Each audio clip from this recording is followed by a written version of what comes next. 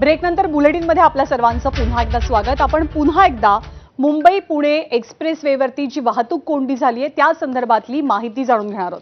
जवळपास 24 तास झालेत घटनेला। 24 तास उलटून सुद्धा जो अपघातग्रस्त टँकर आहे जो हटवणं गरजेचं होतं, जिथून वाहतूक कोंडी सुरू झाली होती तिथून ती फोडणं महत्त्वाचं होतं, तो अपघातग्रस्त टँकर आता 24 तासानंतर सुद्धा तिथेच असल्याचं पाहायला मिळतंय।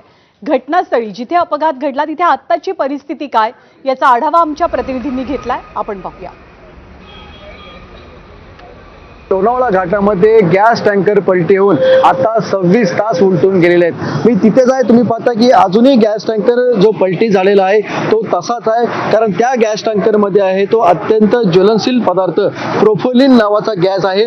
21 टन हा याच्यामध्ये गॅस होता, त्यामुळे आता जो पलटी झालेला गॅस आहे टँकर आहे त्याच्यामधून हा दुसऱ्या बाजूला जो आपण पाहतो की टँकर आलेला आहे त्या टँकर मध्ये आता गॅस रिफिल करायचं काम चालू आहे।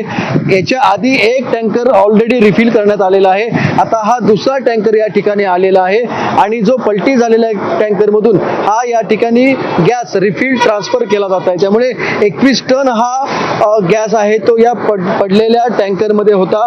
अत्यंत ज्वलनशील हा टँकर आहे।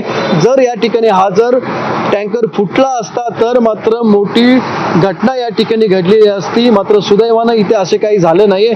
मात्र आता 26 तास उलटून गेलेले आहेत आणि अजूनही 3 ते 4 तास या संपूर्ण प्रक्रियेला लागण्याची दाट शक्यता आहे। त्यामुळे रात्री 10 ते 11 वाजेपर्यंत आहे ती हीच परिस्थिती या ठिकाणी राहणार आहे। आणि सध्या जर आपण पाहिलं मुंबई पुणे एक्सप्रेस हायवेवरती दोन्ही मार्गावरती वाहतूक कोंडी